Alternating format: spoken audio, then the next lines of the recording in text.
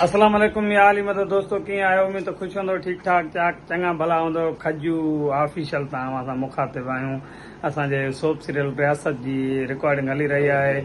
जंहिंजो डायरेक्टर बि मां पाण आहियां तव्हांखे ख़बर हूंदी ऐं ही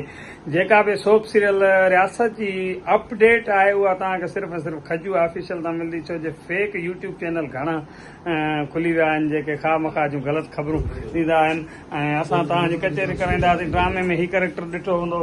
दिलमुराद खान फिरोज सलमान जी दिलमुराद कीअं आई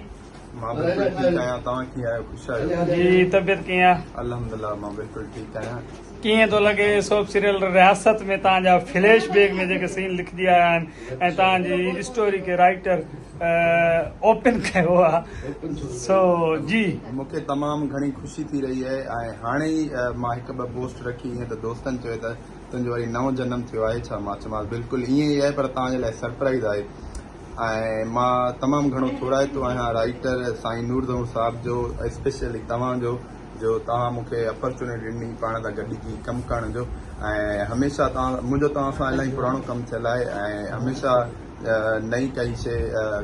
मिलंदी आहे सिखण जे लाइ सो मां तमामु घणो शुक्रगुज़ार आहियां तव्हांजो इनशाला ऐं असांजी दुआऊं निकिता मनो तव्हां सां गॾनि त तव्हांखे ईअं ई सोप सीरियल में तव्हां ईअं ई कामयाबियूं माणींदव आमीन आमीन ऐं इनशाला हाणे मां तव्हां सां हिन वीडियो में वाइदो थो कयां त हू न खणी हिन वीडियो में त अॻिते जेकी सोप सीरियल हूंदी उनमें हे हीरो सॼे ड्रामे में हलंदो हाणे असुल में स्क्रिप्ट लिखियल हुयो जॾहिं शुरू में जो वाइंड अप हो तव्हांखे ॿुधायो मुंहिंजो किरदारु हेतिरो आहे फिरोज तूं भलो आर्टिस्ट आहे तूं कर ऐं फिरोज या फराक दिली आर्टिस्ट हिकिड़ो सीन बि कंदो आहे त फिरोज चयो त मां कंदुसि ऐं उनखां पोइ असांजी रिकॉर्डिंग बि हले थी पई उस्ताद महफ़ूज़ मीराणी पंहिंजो कमु करे थो पियो सदा करे DOP साहिबु जेको ऐं असांजी जेकी आर्टिस्ट आहे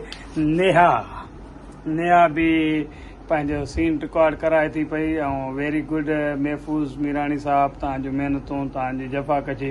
महफ़ूज़ हिकिड़ो बहितरीन DOP आहे सिंधी मीडिया में अहिड़ा DOP घटि पैदा थींदा आहिनि ऐं अक्सर हिकिड़ा दोस्त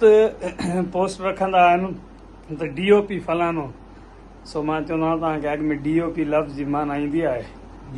ऐं महफ़ूज़ मीराणी ते DOP लिखणु असांखे फ़ख़ुरु थींदो आहे जे हिन जो राइट बि आहे ऐं बिल्कुलु महफ़ूज़ हिकिड़ो टेक्निकल हवाले सां महफ़ूज़ खे वॾी ॼाण आहे बाक़ी ज़िंदगी सिखण जी आहे असांजो नालो खणी डायरेक्शन में हलंदो आहे पर ज़ारी जो जान आहे सिखूं था पिया ऐं जेको हाल आहे ऐं उनखां पोइ हीअ नया पंहिंजो सीन करे थी पई हीअ तव्हां ॾिसी रहिया आहियो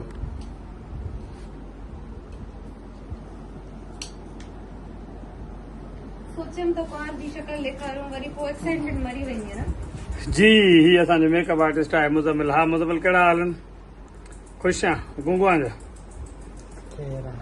ख़ैर ख़ुशि जी नेहा तेसी ताईं ख़ुशि आहियो कीअं आहियो तव्हांखे सोप सीरियल रियासत में तव्हांजो मेन किरदारु हली रहियो आहे ड्रामे जी कहाणी तव्हां ते आहे सॼी सो तव्हांखे असां ताईं फस्ट ड्रामो आहे तव्हांजो कीअं तव्हांजो तजुर्बो रहियो ऐं कीअं थो हले पियो कमकार जी मुंहिंजो त एक्सपीरियंस इलाही सुठो रहियो मूंखे इलाही कुझु सिखण लाइ मिलियो आहे इलाही नयूं शयूं सिखियूं आहिनि इलाही सीनियर एक्टर्स सां गॾु इलाही फेमस माण्हुनि सां गॾु कमु करणु मिलियो आहे इलाही सुठे डायरेक्टर सां गॾु कमु करणु मिलियो आहे सो पहिरीं त थैंक यू तव्हांजो की तव्हां मूंखे हिन सीरियल में खयो ॿियो थैंक यू तव्हां ॾिसण वारनि खे जेका पसंदि बि कयो पिया ॾिसो पिया ऐं सुठा कमेंट्स बि पास कयो पिया सो वेलकम बसि जेको हाल आहे उस्ताद तव्हां पंहिंजो कमु कयो छो जो उस्ताद गर्मी बि पई आहे ऐं ही वॾो दिलेर माण्हू आहे ऐं महफ़ूज़ जे लाइ जेकॾहिं हाणे चवंदो लफ़्ज़ त चवंदा हरू भरू तारीफ़ थो करे सो तारीफ़ कोन थो कयां जेकी हक़ीक़त आहे उहा ई सो महिरबानी हिन वीडियो खे वधि खां वधि शेयर कयो ऐं तव्हांखे अपडेट सिर्फ़ु खजू ऑफिशियल ते मिले